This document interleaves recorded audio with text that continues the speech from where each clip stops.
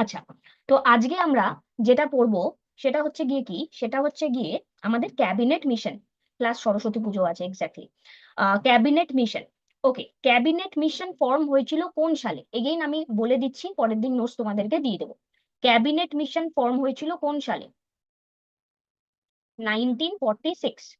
আচ্ছা, cabinet mission যখন form হয়েছিল, ক্যাবিনেট মিশনের দ্বারা আমরা কি পাই, বা ক্যাবিনেট মিশন হিসেবে রেজাল্টটা কি ক্যাবিনেট মিশনের রেসপেক্টে?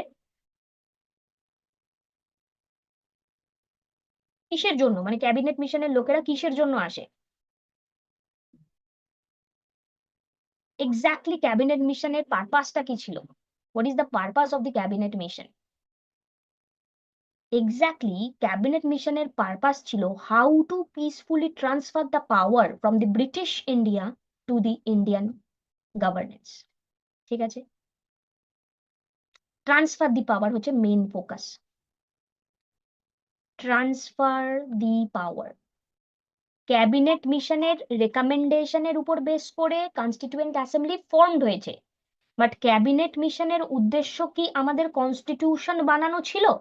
না, ক্যাবিনেট মিশনের উদ্দেশ্য ছিল কিভাবে পিসফুলি পাওয়ার ট্রান্সফার করা যায়। ঠিক আছে, হ্যাঁ, এবার পাওয়ার ট্রান্সফার করার মধ্যেই দেখো রাহুল যে কথাগুলো বললে, যে মুসলিম লীগ এবং আইএনসির মধ্যে কিভাবে একটা কোলাবোরেশন করা যায়, কিভাবে ভবিষ্যতের কনস্টিটিউশন তৈরি হয়, প্রত্যেকটা পয়েন্ট চলে আসছে। মানে মেইন ফান্ডা হচ্ছে গিয়ে how to transfer the power. এবারে ক্যাবিনেট মিশনের নেক্সট কোশ্চেন হচ্ছে গিয়ে যে ক্যাবিনেট মিশনের মেম্বার কজন হয়, কজন মেম্বার হন? ক্যাবিনেট মিশনে মেম্বার সংখ্যা কজন? 3 জন। কারেক্ট। নেক্সট প্রশ্ন, কারা কারা? কারা কারা?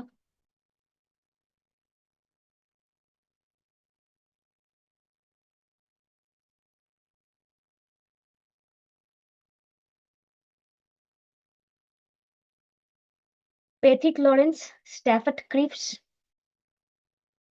এবং এবি আলেকজান্ডার। AV Alexander. এবার নেক্সট প্রশ্ন, এই যে 3 জন মেম্বারের নাম বলা হলো, এই পুরো যে ক্যাবিনেট মিশনের চেয়ারপারসনের নাম কি? চেয়ারপারসনটা কে? চেয়ারপারসন কে? ক্যাবিনেট মিশনের চেয়ারপারসনের নাম কি? Pethick Lawrence, Stafford Cripps and AB Alexander. এনারা হলেন 3 জন, বাট চেয়ারপারসনের নাম কি? ওকে, এবার এখানে 3 জনের মধ্যে এখনই যদি আমরা ডেটাটাকে এখানে মুখস্থ রাখবার চেষ্টা করি, তাহলে সিম্পল কথা, আমি এখানে তোমাদেরকে কি বলেছিলাম, প্যাথিক লরেন্স যে, সে ছিলেন সেই সময়কার সস, লজেন্স ও টকটক খেতে। ঠিক আছে, এবং সস ও টকটক, এই সেন্সে আমাদের মনে রাখতে হবে সস যে হবে সেই তো চেয়ারপারসন হবে।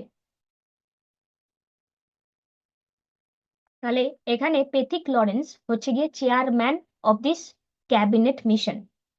নেক্সট এখানে president of board of trade, president of board of trade কে? ক্রিপস, চিপসের ব্যবসা বলেছিলাম। President of board of trade, চিপসের ব্যবসা। আর AB Alexander, first lord of admiralty, first lord of admiralty. তো এই যে কোশ্চেন গুলো আমরা আলোচনা করলাম, এই জায়গাটা আমাদের সবার আগের গুরুত্বপূর্ণ একটা পয়েন্ট। আবার যদি আমরা কথা বলি একটু ছোট্ট করে, ক্যাবিনেট মিশন ফর্ম হয়েছে 1946-এ। ক্যাবিনেট মিশন ফরমেশনের পিছনে মূল কারণ ছিল কিভাবে পিসফুলি ট্রান্সফার করা যায় পাওয়ার, ইন্ডিয়াকে স্বাধীনতা দেওয়া যায় বা পাওয়ার ট্রান্সফার করা যায়। স্বাধীনতাটা অনেক জায়গায় উচ্চারণ করে করে না। ক্যাবিনেট মিশনের মেম্বার সংখ্যা ছিল 3 জন, যেখানে চেয়ারপারসন ছিলেন বা চেয়ারম্যান ছিলেন প্যাথিক লরেন্স, এবং এখানে টোটাল 3 জন মেম্বার হচ্ছেন Pethick Lawrence, Stafford Cripps, AB Alexander. Admiralty AB, এ স্ট্যাফোর্ড ক্রিপস, ক্রিপস হচ্ছে গিয়ে ট্রেড, চিপসের ব্যবসা, এবং লরেন্স হচ্ছে লজেন্স, লজেন্সও টক এবং সসো টক অ্যান্ড ইটস চেয়ারম্যান। ঠিক আছে এতটা? ওকে,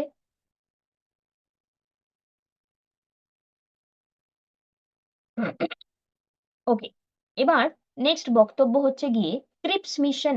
মানে এখানে প্রশ্ন হচ্ছে গিয়ে 1945-এ আমাদের সেকেন্ড ওয়ার্ল্ড ওয়ার শেষ হয়ে গেছে। তো সেকেন্ড ওয়ার্ল্ড ওয়ার শেষ হয়ে যাওয়ার পরে 1946-এ ব্রিটিশরা তো চাইলে আমাদেরকে ছাড়তে নাও পারতো, হঠাৎ করে তারা ক্যাবিনেট মিশনকে পাঠালো কেন? কিসের জন্য? মানে পাঠালো অবশ্যই ট্রান্সফার অফ পাওয়ারের জন্য, সেটা উত্তরটা ঠিক আছে। মানে তারা হঠাৎ করে ট্রান্সফার অফ পাওয়ারটাকে এখানে কেন গুরুত্ব দিল? কি বলবে উত্তর? কেন গুরুত্ব দিল?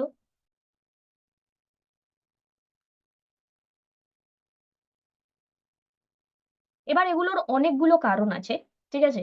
অতটা ডিটেলে আমরা যাব না। ওয়ার্ল্ড ওয়ার টু তো এন্ড হয়ে গেল, অতটা ডিটেলে যাব না। সিম্পল কথা, এখানে যেটুকু আমরা বুঝতে পারি, কারণ এখন ইমিডিয়েট অ্যাঙ্গেলে এতটা ডিটেলটা দরকার নেই এই মুহূর্তে। এখানকার মেন কারণ হচ্ছে গিয়ে কোলোনিয়ালিজম যে কনসেপ্ট। অবশ্যই ওয়ার্ল্ড ওয়ার টু একটা ভিউ, ওয়ার্ল্ড ওয়ার টু এর জন্য ব্রিটিশদের যে বিভিন্ন আলাদা আলাদা জায়গায় তারা কোলোনিয়ালিজমকে এখানে প্রমোট করেছিল, যার ফল তারা ভোগ করেছে এবং যার ফল আমরাও ভোগ করছি। এবার এই যে ভোগটা, তার কারণে তারা সেই মোমেন্টে চাইছিল যে পুরো ভারতবর্ষে বা পুরো ওয়ার্ল্ডে যে তাদেরকে সমস্ত ওয়ার্ল্ডের আলাদা আলাদা মেম্বাররা রেসপন্সিবল করছে, তাদের শোষণ ব্যবস্থাকে রেসপন্সিবল করছে, সেই শোষণ ব্যবস্থাকে এখানে কন্ট্রোল করার প্রয়োজনীয়তা ছিল। সেই শোষণ ব্যবস্থাকে কন্ট্রোল করার জন্য তারা নিজের নাম ঠিক করতে তারা বিভিন্ন কলোনিগুলোর থেকে বেরিয়ে আসছিল নিজেরাই after the end of World War two. তো দ্যাটস ওয়াই এখানে তারা অলরেডি দেখেছিল যে তারা যখন ক্রিপস মিশনকে পাঠিয়েছিল 1942-এর কবে, 22শে মার্চ, 1942-এর 22শে মার্চ তারা যখন এখানে ক্রিপস মিশনকে পাঠালো, আমরা পুরোপুরি ভাবে পরিষ্কার ভাবে তাদেরকে কি বলে দিলাম যে আমরা আর কিছু চাই না কমপ্লিট ইন্ডিপেন্ডেন্স ছাড়া। আমরা যখন 1942-এ কুইট ইন্ডিয়া মুভমেন্ট পার্টিসিপেশন করলাম, সেই কুইট ইন্ডিয়া মুভমেন্টের বিভিন্ন জায়গায় ডেমনস্ট্রেশন চলতে থাকলো এবং এই কুইট ইন্ডিয়া মুভমেন্টের ডেমনস্ট্রেশনের পরবর্তী টাইমে ওইখান থেকে আমাদের একজন ভারতীয়, যিনি কিনা সুভাষচন্দ্র বোস, তিনি কিভাবে ব্যাপারটাকে যে আরো এক্সিকিউশন করলেন এবং একটা দীর্ঘ একটা অশান্তির পরবর্তী টাইমে, কারণ আমরা বলতে পারি 43 এবং 44-এ এই যে দুটো ইয়ার, এই দুটো ইয়ারে মানে সুভাষচন্দ্র বোস বাইরে জাপান এবং জার্মানির সাথে ভীষণ রকম কোলাবোরেশন করে একটা ফরওয়ার্ড ব্লক বা ফরওয়ার্ড সিস্টেম তৈরি করেছেন। এই যে সিস্টেমটা, এই সিস্টেমটা অনেকটা পরিমাণে নাড়া দিয়েছিল এবং ভারতবর্ষেও এই ফিলটা তারা আর পাচ্ছিলেন না যে হ্যাঁ, এইবার তারা আর আমাদেরকে সেভাবে রুল করতে পারেন। এবং তার পরবর্তী টাইমে যখন ওয়েভেল প্ল্যান এলো এবং আমরা ঠিক করলাম যে ঠিক আছে, this is the official end of quit India movement, পড়েছি একটা line, this is the official end of quit India movement. কবে সেই অফিসিয়াল ডেটটা, বা কার পরে পড়েছি যে this is the official of quit India movement? কত ডেট মনে করো, মনে করার চেষ্টা করো। Date date date.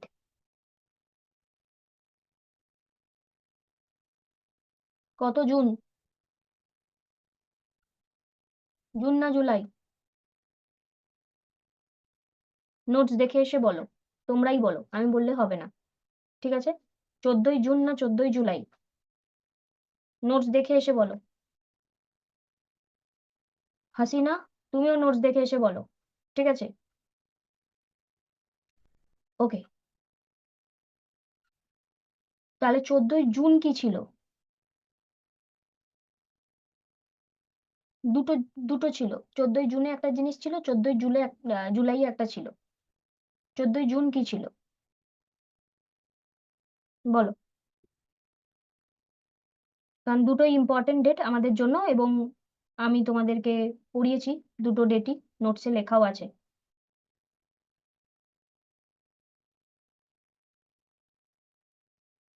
আমি বলবো না কিন্তু, তোমাদেরকেই বলতে হবে, নাহলে নোটস দেখে সেটা খুঁজে বার করবে, আমি বললে হবে না।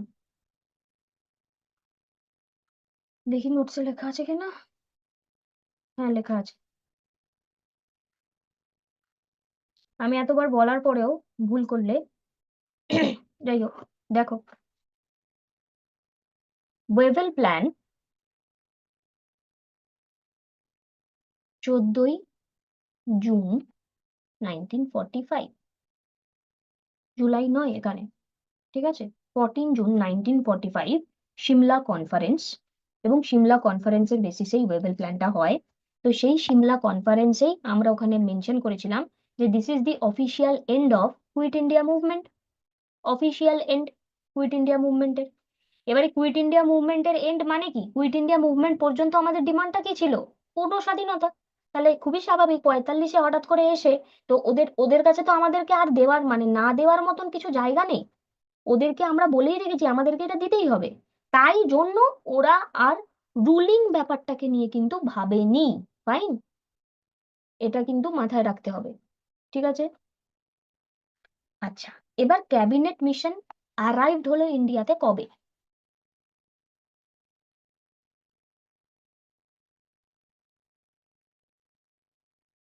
কবে ক্যাবিনেট মিশন অ্যারাইভড হলো? সেই দিন যেই দিনকে আমাদের লাহোর রেজলিউশন হয়েছিল। কবে তাহলে?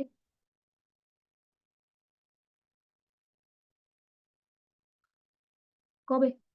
24শে মার্চে। ইয়েস। তাহলে 24শে মার্চ লাহোর রেজলিউশনের ডেট কত ছিল? 24শে মার্চ কত?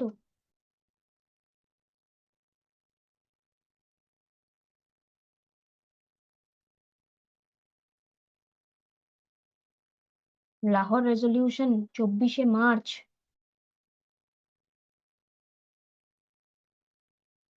22শে ডিসেম্বর 1939 কি হয়েছিল?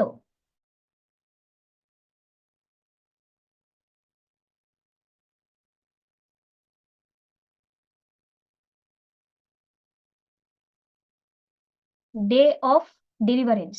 তাহলে 22শে ডিসেম্বর 1939-এর পরে লাহোর রেজলিউশন 24শে মার্চ 1939 হতে পারে?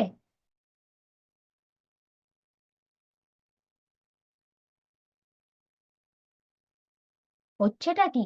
লাহোর রেজলিউশন পাকিস্তান রেজলিউশন একই তো। দেখো আমি বারবার বলছি, আমি চাই না আর এই ব্যাপারগুলো তোমরা ভুলে যাও, তাই জন্য একই জিনিস বারবার পড়ো। বোরিং লাগবে, বাট একবার তৈরি হয়ে গেলে এখানের থেকে আর বেরোতে পারবে না, মানে এখান থেকে আর কেউ তোমাদেরকে হারাতে পারবে না, নালে একই জিনিস তোমাদেরকে পড়তে হবে। arrived in India 24 মার্চ, তাহলে 1946। তাহলে লাহোর রেজলিউশনের ডেট হচ্ছে 24শে মার্চ 1940। না, সিমলা কনফারেন্স। সিমলা কনফারেন্স আবার 14ই জুন বলছে যে, আমি যে বললাম 14ই জুলাই।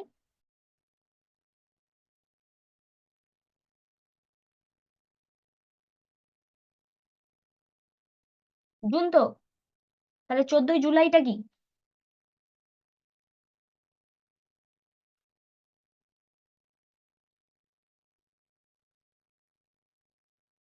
সিমলা কনফারেন্সের ডেট হচ্ছে আমাদের, আচ্ছা 21শে অক্টোবর 1943-তে কি হয়েছে? 21শে অক্টোবর 1943-তে কি হয়েছে?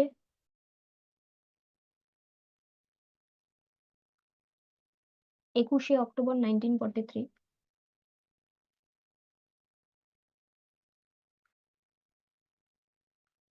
হুম, পড়োনি তোমরা?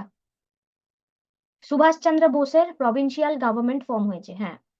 এতক্ষণ টাইম লাগছে তাই আনসার দিতে। আচ্ছা, আর সিমলা কনফারেন্সের ডেট তাহলে আমাদের কি কনফার্ম হলো? জুন। ঠিক আছে, June. Shimla, June. Cabinet mission এলো কবে? 24শে মার্চ 1946। ক্যাবিনেট মিশন এলো 24শে মার্চ 1946। এবারে ক্যাবিনেট মিশন এলো, তারা কার কার ব্যাপারে কথা বলবে? আগের কোশ্চেনটা আমরা কি করলাম? ক্যাবিনেট মিশন এলো কিসের জন্য? কিসের জন্য বললাম? For the transfer of power peacefully. এবার প্রশ্ন হচ্ছে ক্যাবিনেট মিশন যে এলো, সে এসে কিসের কিসের ব্যাপারে কথা বলবে, মানে কোন ইস্যুগুলোর উপরে কথা বলবে? এবার এখানে ইস্যুতে আর ট্রান্সফার অফ পাওয়ার হবে না, এখানে ডাইরেক্ট হবে interim government, formation of interim government and formation of constituent assembly. ঠিক আছে, তাহলে ভালো করে ব্যাপারটাকে বোঝার চেষ্টা করো। ক্যাবিনেট মিশন 1946, ক্যাবিনেট মিশন আমার এখানে এলো, এসে সে এসেছিল ট্রান্সফার করতে পাওয়ার পিসফুলি। কিসের ব্যাপারে কথা বলবে তাহলে ট্রান্সফার করার জন্য? ইন্টারিম গভর্নমেন্ট ফরমেশন এবং কনস্টিটিউয়েন্ট অ্যাসেম্বলির ফরমেশনের জন্য, যার থ্রু দিয়ে আমাদেরকে ফ্রিডম দেওয়া হবে। এই কনস্টিটিউয়েন্ট অ্যাসেম্বলির কনস্টিটিউশনের তৈরি হবে এবং যার থ্রু দিয়ে আমাদেরকে ফ্রিডম দেওয়া হবে, মানে মেনলি পার্টটা হচ্ছে কি ফ্রিডমটাই, ঠিক আছে। এবার ক্যাবিনেট মিশনের রেকমেন্ডেশনস গুলো যেগুলো ছিল, সেই রেকমেন্ডেশন গুলোর মেইন মেইন পার্ট, মানে খুব ডিটেলটা না, মেইন রেকমেন্ডেশন কি কি ছিল। তো ক্যাবিনেট মিশনের এখানে আমরা যদি দেখি, মেন রেকমেন্ডেশনের ফার্স্ট পার্টি ছিল যে rejection of demand of Pakistan. তাহলে ক্যাবিনেট মিশন পাকিস্তান যে ডিমান্ড, সেই ডিমান্ডকে মেনে নেয়নি, এটা আমাদেরকে মানে মাথায় রাখতে হবে, ঠিক আছে। এটা হচ্ছে মেন পয়েন্ট, একে মাথায় রাখতেই হবে। তারপরে আরো এরকম রিজিওনাল টাই ইত্যাদি ইত্যাদি নিয়ে বহু কোশ্চেন আছে, মানে বহু ডিটেল ভিউ আছে, এগেইন আমাদের এই মুহূর্তে লাগবে না। কারণ এই পয়েন্টটাই হচ্ছে একমাত্র পয়েন্ট যেটার থেকে এই প্রশ্নটা আসে যে ওয়াই ক্যাবিনেট মিশন ফেইল্ড। একই উত্তর, ওয়াই ক্যাবিনেট মিশন ফেইল্ড।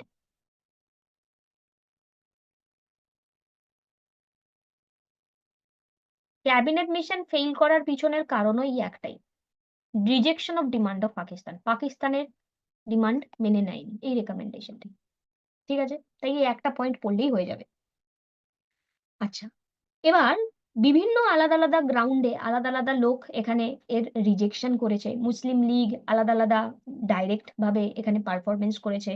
আচ্ছা, আমরা একটা পয়েন্ট পড়েছিলাম কোথাও একটা জায়গায়, যে তিনজন পার্টির নাম বলেছিলাম, যার মধ্যে একটার নাম আমি বলে দিচ্ছি, মুসলিম লীগ।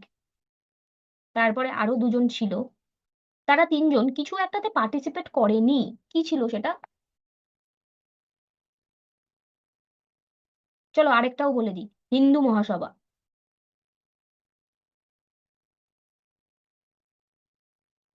আর তিন নাম্বারটা? তিন নাম্বারটা?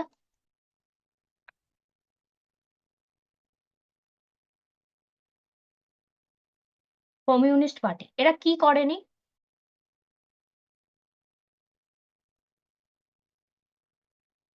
রাউন্ড টেবিল কনফারেন্সে পার্টিসিপেট করেনি। তোমরা sure? 100% sure?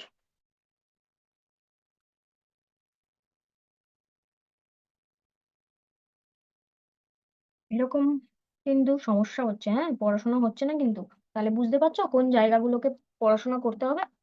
Quit India মুভমেন্টকে support করেনি, কারণ অপশানে তো ওটাও দিয়ে দেবে, রাউন্ড টেবিল কনফারেন্সে সাপোর্ট করেনি। তো মৌলি বলল ঠিক আছে, তাহলে কুইট ইন্ডিয়া মুভমেন্টে সাপোর্ট করেনি এরা তিনজন। আচ্ছা, এবার এখানে পরবর্তী প্রশ্নটা কি আসছে? পরবর্তী প্রশ্নটা এটা আসছে যে এই যে মুভমেন্ট, লিগ এখানে প্ল্যানে পার্টিসিপেট করলো না। এবার এই যে প্ল্যানটাতে আমরা এখানে পার্টিসিপেট করলাম না, এই প্ল্যানে পার্টিসিপেট না করবার ফলস্বরূপ এখানে ঘটনাটা হয়ে দাঁড়াচ্ছে যে ডাইরেক্ট অ্যাকশনের একটা ডিমান্ড এলো। ডাইরেক্ট অ্যাকশন কে পারফর্ম করেছে আমরা এটা জানি। ডাইরেক্ট অ্যাকশন কে পারফর্ম করেছে?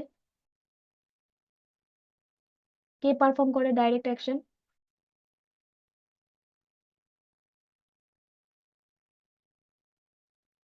হুম। এবার এই যে ডাইরেক্ট অ্যাকশনটা পারফর্ম হলো, তাহলে এবার প্রশ্ন হচ্ছে গিয়ে মুসলিম লীগ। পাকিস্তান তো ফর্ম হয়নি, তুমি ওকে বলতে হবে মুসলিম লীগ। তো মুসলিম লীগ ডাইরেক্ট অ্যাকশন কবে কবে এখানে? 16 অগস্ট 1946 এখানে মুসলিম লীগ পারফর্ম করলো, ঠিক আছে। তো 16 অগস্ট 1946, এবার প্রশ্ন হচ্ছে গিয়ে মুসলিম লীগ কেন পারফর্ম করলো? ওয়াই? এগেন সেম উত্তর, ফেইলিয়ার অফ ক্যাবিনেট মিশন, বা ক্যাবিনেট মিশনের rejection of the demand of Pakistan, ঠিক আছে। ওকে,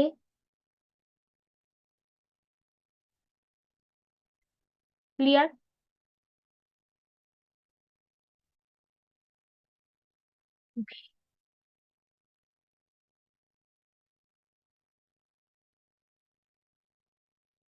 ইন দ্য মিন টাইম এখানে আরো বেশ কিছু ইন্টারিম গভর্নমেন্ট ফর্ম হলো,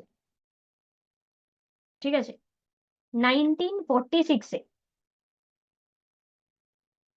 সেই আজকে আমরা শুধু সেই জায়গাটাকে পড়বো, মানে মুখস্থ করবো।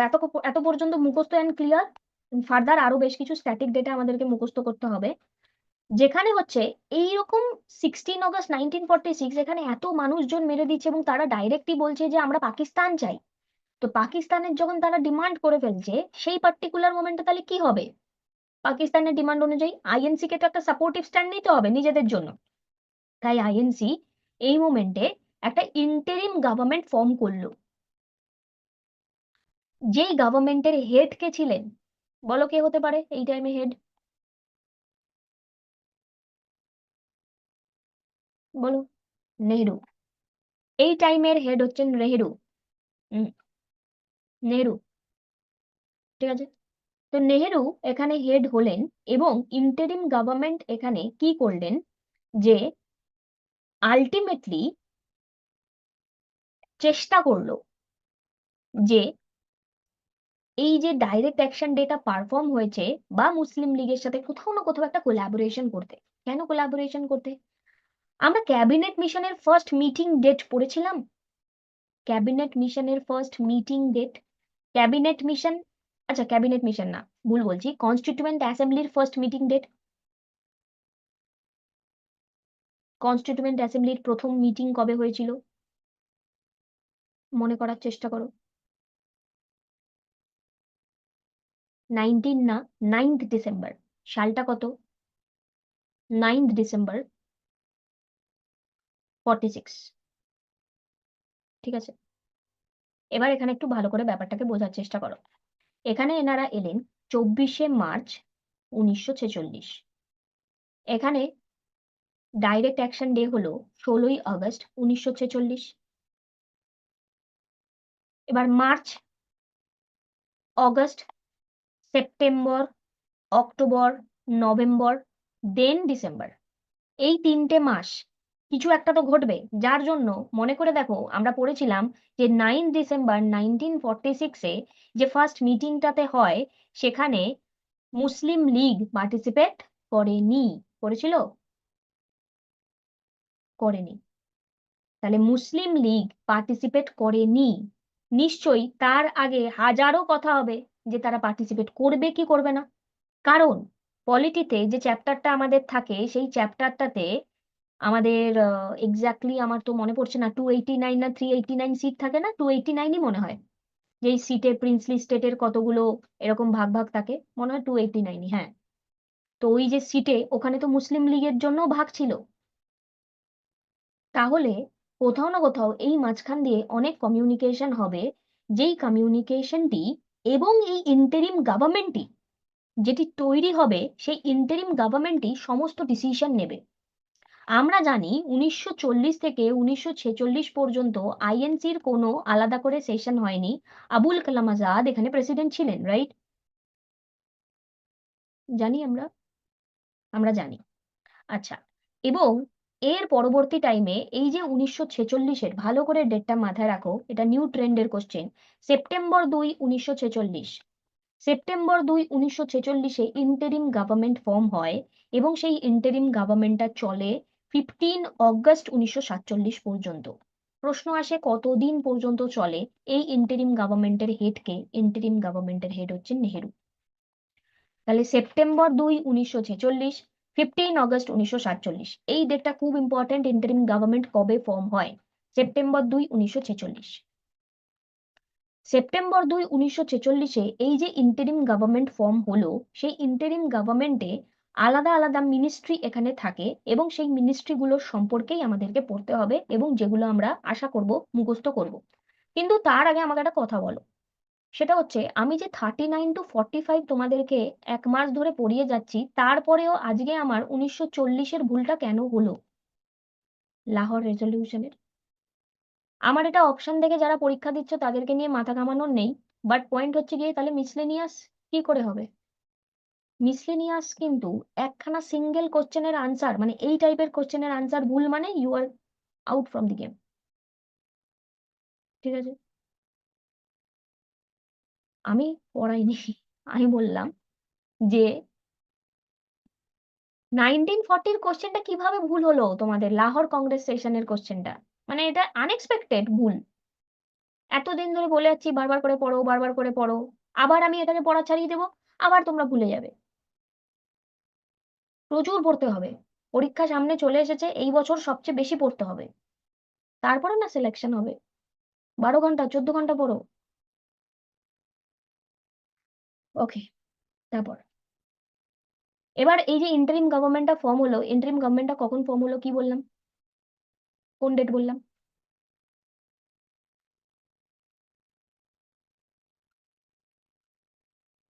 সেপ্টেম্বর 2, 1946। সেপ্টেম্বর 2, 1946-এ যে ইন্টারিম গভর্নমেন্ট তৈরি হলো, সেই ইন্টারিম গভর্নমেন্টে জওহরলাল নেহেরু কে ছিলেন? প্রথম কথা, ইন্টারিম গভর্নমেন্টের হেড ছিলেন বললাম।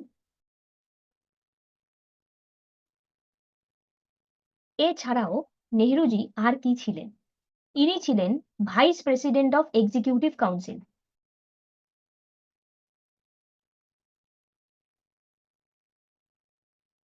Vice president of executive council, এটা আমাদের মনে রাখতে হবে। বিশেষ করে এই কোশ্চেনটা দেয়। বাকি আরো দুটো পয়েন্ট আছে, একেবারে পড়ছি যখন পড়িনি। এক্সটার্নাল অ্যাফেয়ার্স এর মিনিস্টার ছিলেন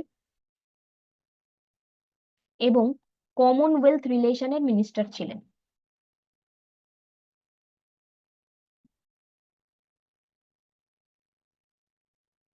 তাহলে মাইন্ডে নি vice president of executive council. আচ্ছা, এই ভাইস প্রেসিডেন্ট অফ এক্সিকিউটিভ কাউন্সিলের এই পদটাই 1919-এ তো তৈরি হয়েছিল, মনে আছে? যেখানে ইন্ডিয়ান মেম্বারদেরকে জায়গা করে দেওয়া হয়েছিল। তো সেই পদটাকে মাথায় রেখে এভাবে ভাবো, ওটা সেই মোমেন্টের আমাদের জন্য ইম্পর্টেন্ট পয়েন্ট বা ইম্পর্টেন্ট একটা ক্যারেক্টারিস্টিক্স বলা যেতে পারে, ইম্পর্টেন্ট একটা ফিচার বলা যেতে পারে। তো নেহেরু হচ্ছে গিয়ে সেই ব্যক্তি যিনি কিনা এখানে আমাদের as a VP of executive council at that মোমেন্টে উনি ছিলেন। আচ্ছা, আর এক্সটার্নাল অ্যাফেয়ার্স মিনিস্ট্রিতেও ছিলেন এবং কমনওয়েলথ রিলেশনশিপেও ছিলেন। যদি এই দুটো পয়েন্টকে দেখো, দুটো পয়েন্টই আমার ইন্টারন্যাশনাল ভাইব্রেশন দিচ্ছে, রাইট? হুম। নেক্সট আমরা যদি এখানে কথা বলি, তাই নেহেরুকে আমরা ইন্টারন্যাশনাল ভাইব্রেশনে রাখবো। নেক্সট পয়েন্টে আমরা যদি কথা বলি বল্লভভাই প্যাটেল। বল্লভভাই প্যাটেল কে ছিলেন? Home information and broadcasting. Home information and broadcasting.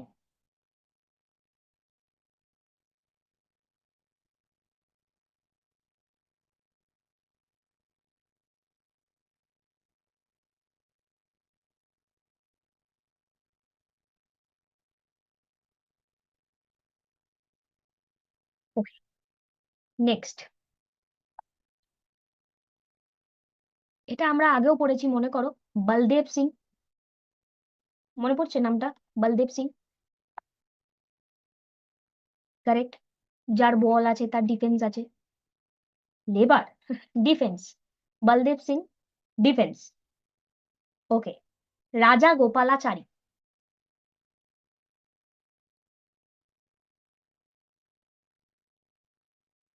Education.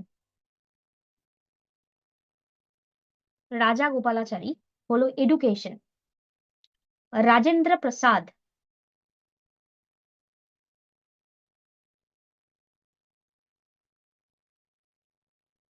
Agriculture and food.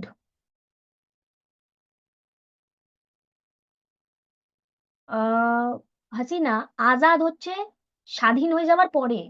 আর এটা ইন্টারিম গভর্নমেন্ট, যেটা কিনা 15 আগস্ট 1947 পর্যন্ত চলেছিল। ঠিক আছে।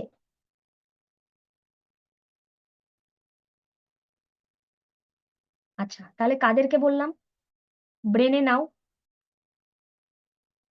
নেহেরু হচ্ছে executive council head, external affairs, commonwealth relation.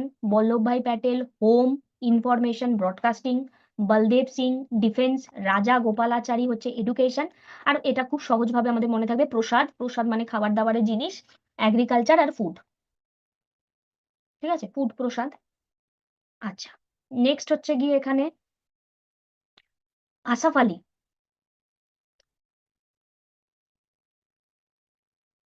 Railway. Jagjivan Ram,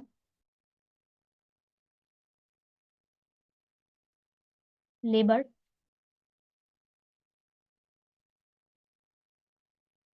Liaquat Ali Khan,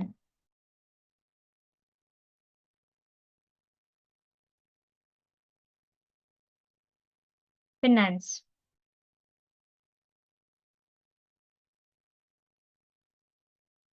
জন মাথাই, এই কোশ্চেনটা খুব ভুল হয়, কারণ জন মাথাইকে আমরা অ্যাজ আ রেল ভেবে ফেলবো, বাট রেলওয়ে এখানে আলী হবে, আর জন মাথাই এখানে আমাদের হবে ইন্ডাস্ট্রি সাপ্লাই।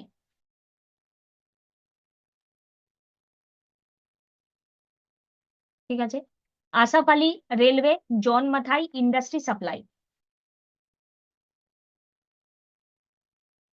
আর বাকিদেরটা কোশ্চেনে আসে না, এ কটা আগে মুখস্থ হয়ে নিক, দেন বাকিটা দেখা যাবে। ঠিক আছে, এ কটা মুখস্থ হয়ে নেওয়াটা খুব দরকার। ডান, এতটা ডান।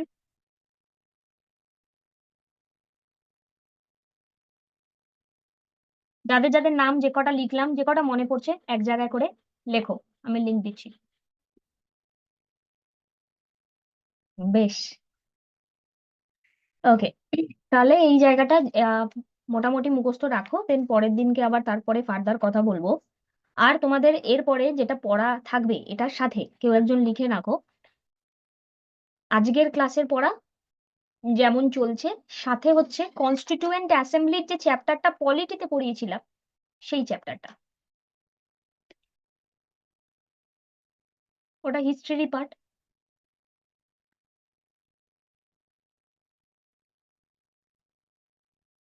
হ্যাঁ, ক্লাসটা দিয়ে দেবো, ক্লাসটা শেষ হয়ে যাক, কনস্টিটিউয়েন্ট অ্যাসেম্বলির ক্লাস লাগবে বলে একটু ইয়ে করে দিও, ঠিক আছে।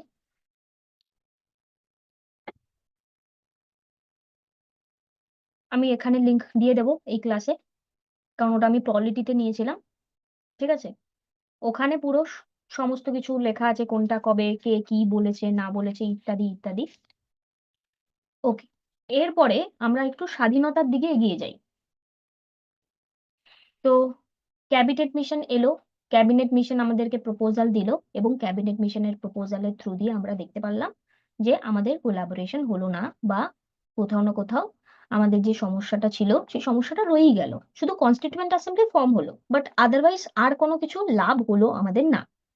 তার পরবর্তী টাইমে একটা সলিউশন দরকার, তো সেই সলিউশনটা কার থ্রু দিয়ে আসবে? অ্যাটলিজের স্টেটমেন্টের থ্রু দিয়ে আসবে। অ্যাটলিজ স্টেটমেন্টের ডেট কত কেউ জানি? যিনি কিনা সেই সময়কার ব্রিটিশ প্রাইম মিনিস্টার ছিলেন, ব্রিটিশ পিএম অ্যাটলি। ডেট কত অ্যাটলির? ফেব্রুয়ারি মাসের 20 তারিখে 1947। এবার একটা মাইন্ডে একটা কথা ভালোভাবে ব্রেনকে দিয়ে দিতে হবে। কিভাবে দেবে সেটা হচ্ছে, ভালো করে পুট করো, ডে অফ ডেলিভারেন্স পর্যন্ত যা কিছু হয়েছে তা হচ্ছে 1939। তারপরে 1940তেই আমার রামগড় সেশন হয়েছে, এবং 1940তেই আমার লাহোর রেজলিউশন হয়েছে। 1941-এ আমার কি হয়েছে?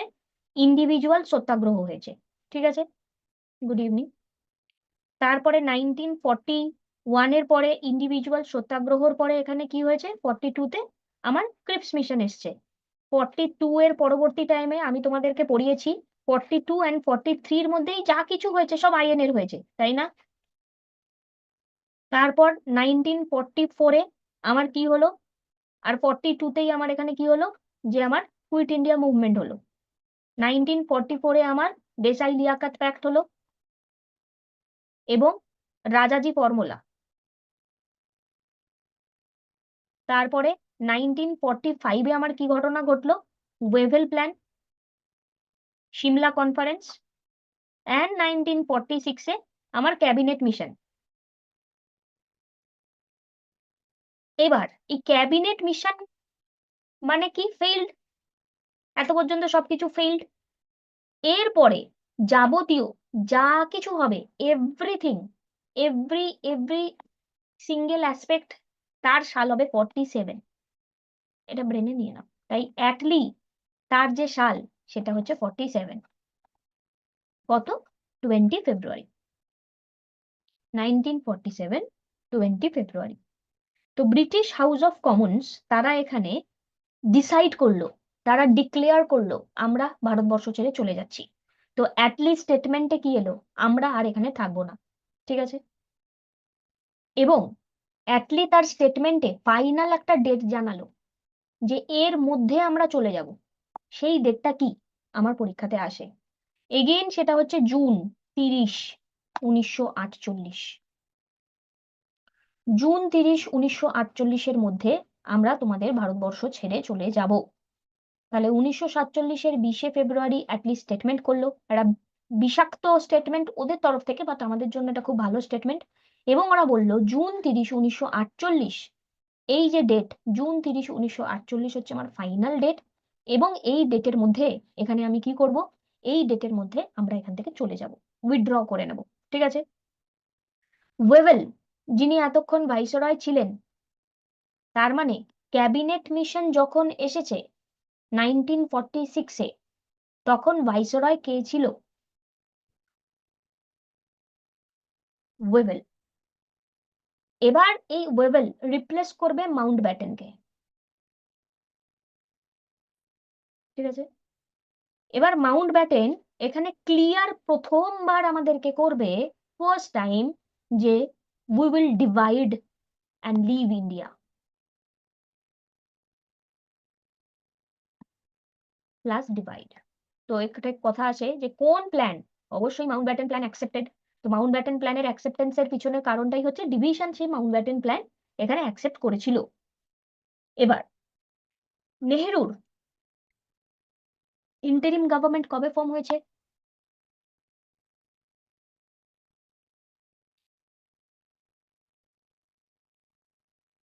সেপ্টেম্বর 2, 1946। সেপ্টেম্বর 2, 1946-এর পরবর্তী টাইমে ক্যাবিনেট মিশন যে রেজলিউশন দিয়েছিল, সেই রেজলিউশনে দুটো জায়গা সমস্যা ছিল অনলি, পাঞ্জাব এন্ড বেঙ্গল। এখানে নর্থ ওয়েস্টের পার্ট নেই, হ্যাঁ, পাঞ্জাব এন্ড বেঙ্গল এখানে সমস্যা হয়েছিল। এবং 1947-এ আইএনসির প্রেসিডেন্ট কে ছিলেন?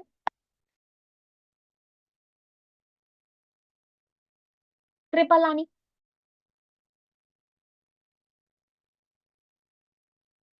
জেবি কৃপালানি। তো তিনি ভাইসরয়ের সাথে এখানে কমিউনিকেট করেছিলেন এবং বলেছিলেন যে পাঞ্জাব আর বেঙ্গলকে আপনারা ভাগ করে দিন পাকিস্তানের সাথে আমাদের ফেয়ার ম্যানারে। তো 1947-এ তাই পাঞ্জাব অ্যান্ড বেঙ্গল এখনো যদি আমরা দেখি ডিভাইডেড, এটা ফেয়ার ম্যানার হোক না যাই হোক না কেন, এটা ডিভাইডেড। তো 47-এ এই কথাটা বলেছিল কে? কৃপালানি। এইবার মাউন্ট ব্যাটেন প্ল্যানের ডেট কত? আমার মনে হয় এটা তোমরা সবাই জানো, জুন 3, 1947।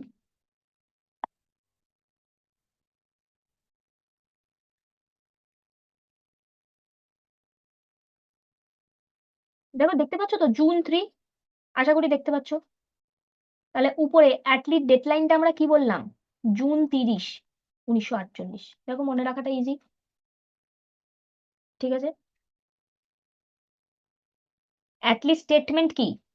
20 ফেব্রুয়ারি 1947। হুম, এভাবে রিলেশন করো, 22 না, 20 ফেব্রুয়ারি 1947। এবার এই জুন 3-তে যে প্যাক্ট এলো বা ইন্ডিয়ান ইন্ডিপেন্ডেন্সের জন্য ডমিনিয়ন স্ট্যাটাসের পরবর্তী টাইমে আমরা আর্লি ডেট এখানে ফিক্সড করা হলো 15 আগস্ট 1947। এখানে আমাদের আরো 4টে ডেট পড়তে হবে। ইজ ইট পসিবল কি আজকে মুখস্থ করতে পারবো আমরা? আজকে আমরা কটা ডেট পারলাম? যদি না হয় পরের দিন বলবো, কারণ স্বাধীনতা আমাদের হয়েই গেছে, আর মাত্র 4টে ডেট বাকি। আমরা আজকে যেটা পড়লাম, সেক্ষেত্রে সবার ফার্স্টে আমরা যে পয়েন্টটা পড়লাম, ক্যাবিনেট মিশন এলো কবে? ক্যাবিনেট মিশন এলো কবে?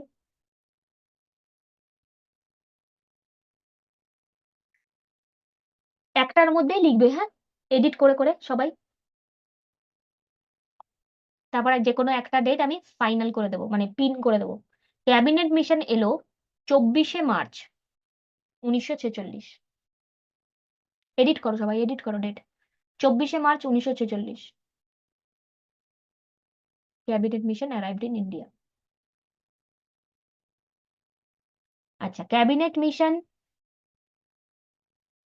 আসার পরবর্তী টাইমে রেকম এগুলো নিয়ে তো কথা বললাম, তারপরে কি ঘটনা ঘটলো? 16 August 1946 direct action day. 16 August 1946 direct action day.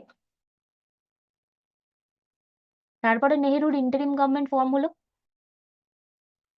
September 2, 1946, যেটা চললো 15ই আগস্ট 1947 পর্যন্ত। তারপরে সেটা ফেল হলো ইন্টারিম গভর্নমেন্টের পরবর্তী টাইমে, এখানে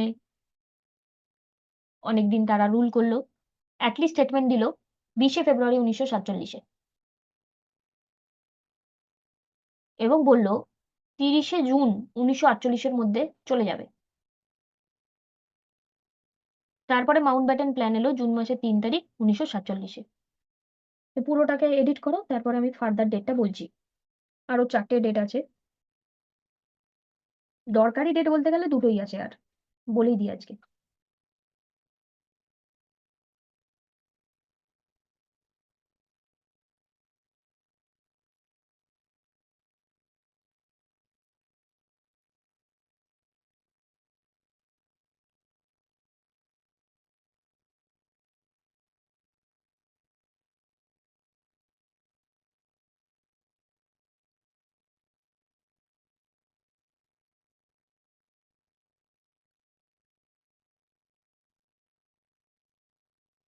এবার হাসিন, আমি দেখিনি ঠিক লিখেছো কিনা, একবার চেক করে নিয়ে দেন লিখো, হ্যাঁ।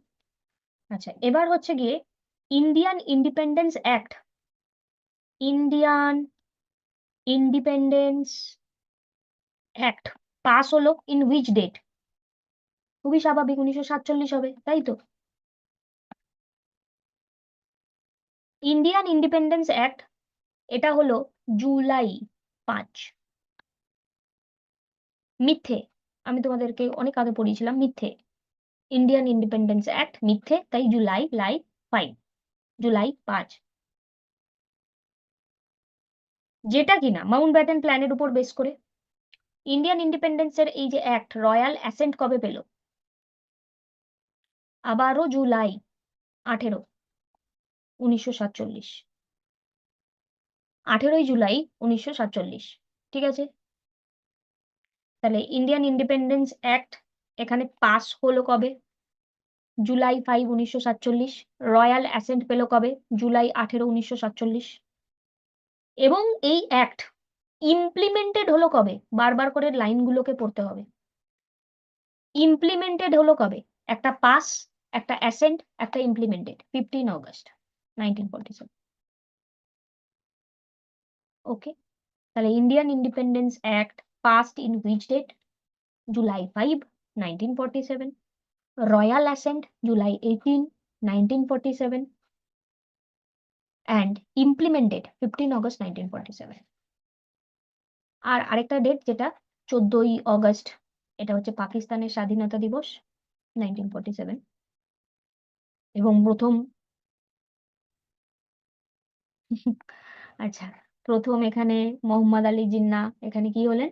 গভর্নর জেনারেল হলেন পাকিস্তানের। কিন্তু ইন্ডিয়া ডিসাইড করলো মাউন্ট ব্যাটেনকেই তার গভর্নর জেনারেল অফ ইন্ডিয়া হিসেবে কন্টিনিউ করবে, ঠিক আছে। এরপরে আরো বেশ কিছু কুচকাচ ডেট আছে, যেগুলো খুব একটা দরকারি নয়, বাট হ্যাঁ আসতে পারে। বেশ কিছু কুচকাচ ডেট আছে, সেটা নিয়ে আমরা ফার্দার কথা বলবো। বাট টিল দেন যেটা তোমাদেরকে মুখস্থ করতে হবে, 1939 টু 1947 আমাদের ফাইনালি ডান, ইনক্লুডিং কনস্টিটিউয়েন্ট অ্যাসেম্বলি চ্যাপ্টারটা। গুড নাইট বলে দেওয়ার পরে কেউ একজন কনস্টিটিউয়েন্ট অ্যাসেম্বলি চ্যাপ্টার লিখে রেখে দাও গ্রুপে, আপডেট করে দাও। টাটা। কারোর কিছু জিজ্ঞাসা আছে?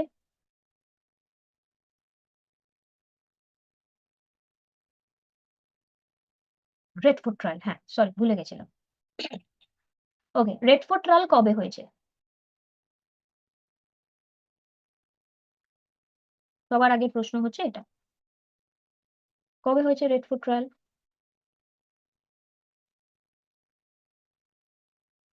আচ্ছা, রেড ফোর্ট ট্রায়াল কাদের জন্য হয়েছে তোমরা কি জানো শুনি?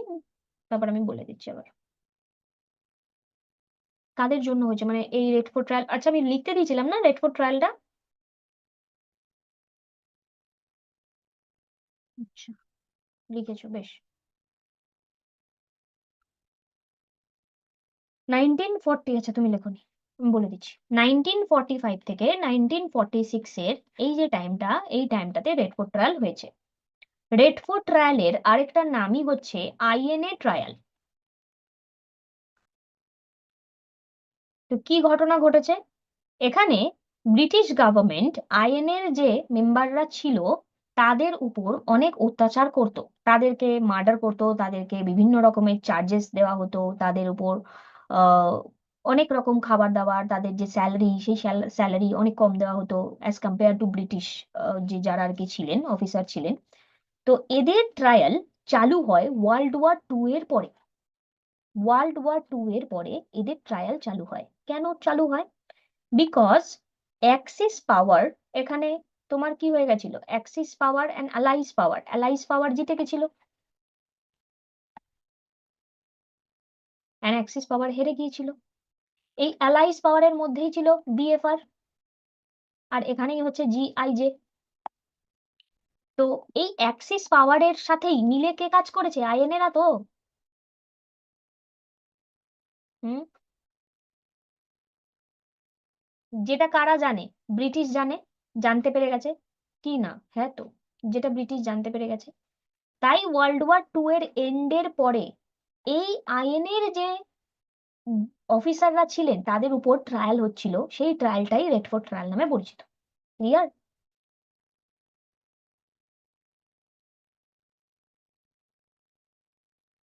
লাস্টটা একবার। আচ্ছা, ওয়ার্ল্ড ওয়ার 2 এন্ড হয়ে যাওয়ার পরে, ওয়ার্ল্ড ওয়ার 2 এন্ড হয়ে যাওয়ার পরে যখন অ্যালাই পাওয়ার জিতে গেল, যেহেতু আইএনএর যে মেম্বাররা অ্যাক্সিস পাওয়ারকে সাপোর্ট করেছিল, তাই ব্রিটিশরা রেড ফোর্ট ট্রায়াল চালু করে। এটাই তো আসল কারণ, এটাই লিখতে হবে, এত কিছু কোথায়, এটাই তো একমাত্র কারণ।